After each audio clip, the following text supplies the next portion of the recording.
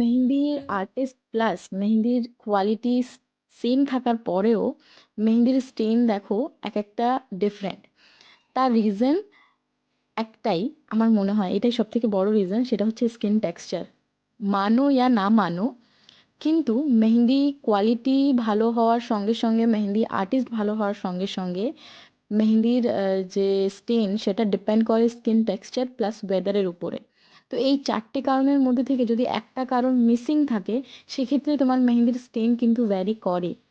তো সেই জন্য মেহেন্দি স্টেন ভালো না হলে যে মেহেন্দি ভালো না বা মেহেন্দি আর্টিস্ট ভালো না, সেটা কিন্তু নয়। অনেক সময় ওয়েদার, স্কিন টেক্সচার এটাও ডিপেন্ড করে।